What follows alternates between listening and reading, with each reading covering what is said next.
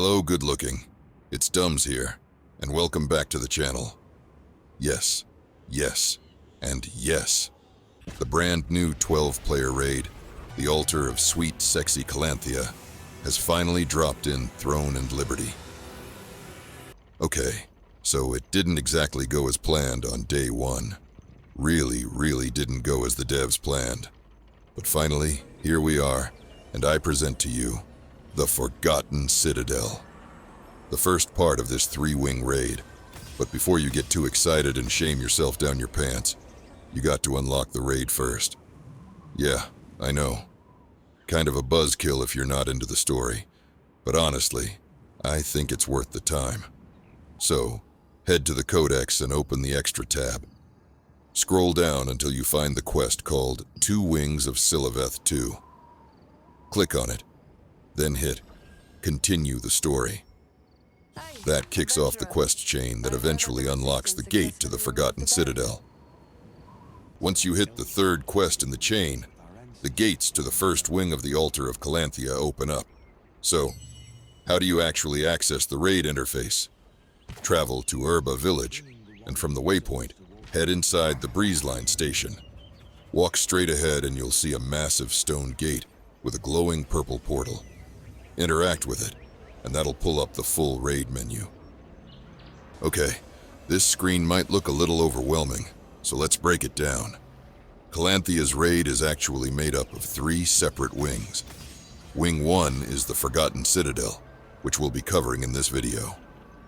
Wing 2 is called the Corridor of Anguish, featuring the twin bosses Zyros and Vulcan. And Wing 3 is the Altar of Rebirth, where you'll finally face Calanthia herself, or as the devs call her in the files, Calanthia Boss. Each of these raid wings contains one major boss fight, and each wing can be cleared once per week for rewards. Now, if you look at the top left corner of the screen, you'll see the raid has multiple difficulty options: Normal, Difficult, and Nightmare. Nightmare mode isn't out yet, but it'll be released later down the line. Each difficulty also has its own weekly lockout. So yeah, if you're sweaty enough, you can technically run each wing twice a week, once on normal and once on difficult. Assuming, of course, you actually make it out of difficult mode alive. On the top right side of the screen, you'll see the expected rewards panel. This shows all the juicy loot you might get from the raid, and if you click the little % sign icon in the corner, it'll actually show you the drop rates for each item. Next up, Call of Stars. This is basically a bonus raid-wide ability, kind of like an ultimate skill your whole team can charge and use together. Here's how it works. The skill you get depends on your main weapon type.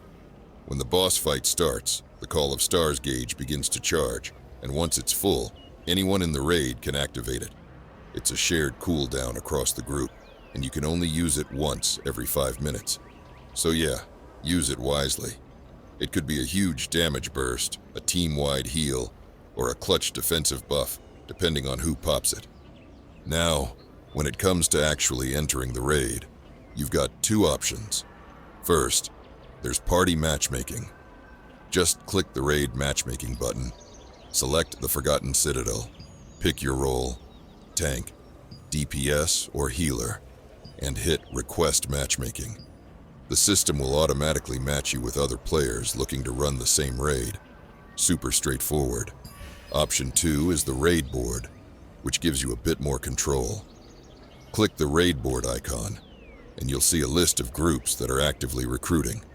You can scroll through the party ads, check their role requirements and combat power, and request to join the one that suits your setup.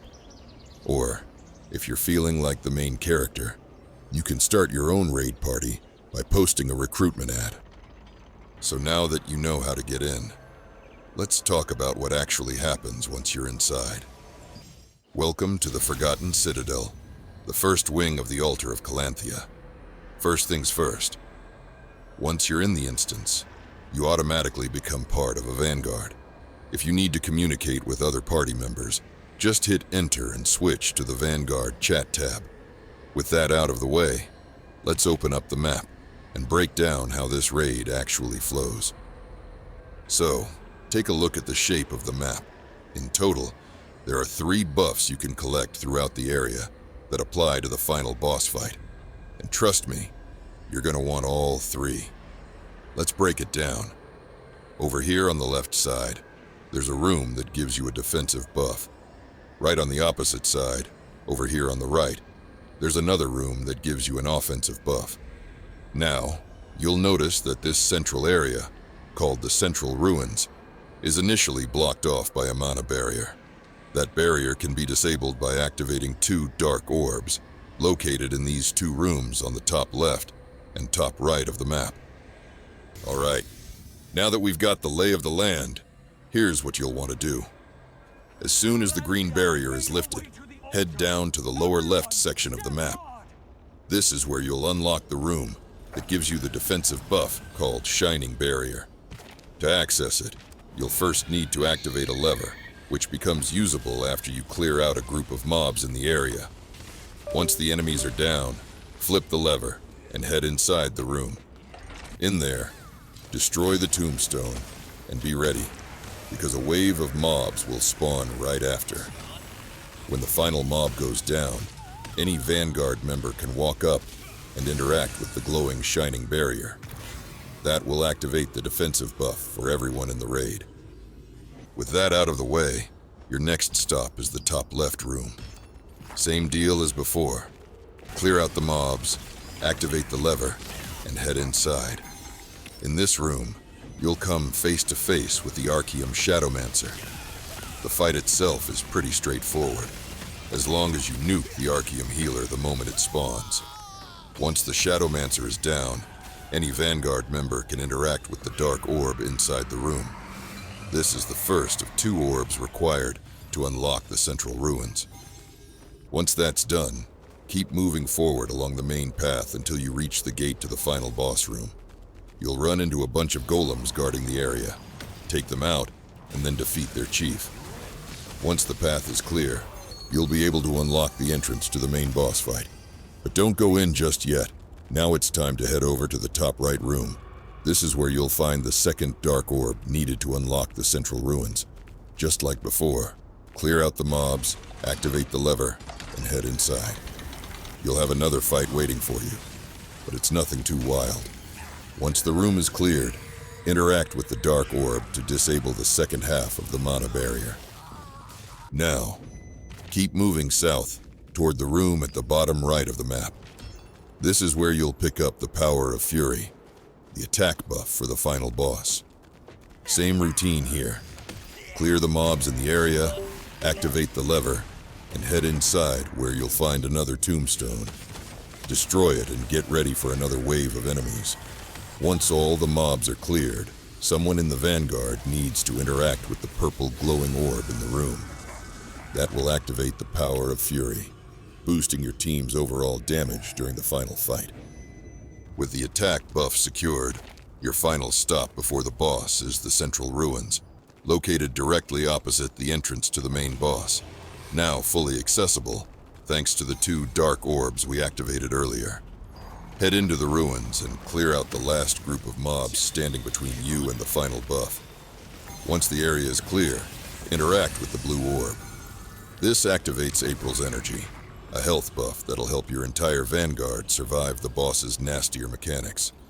With Shining Barrier, Power of Fury, and April's energy active, your team is now fully buffed, fully geared, and fully ready to face the final challenge, Dragaryle.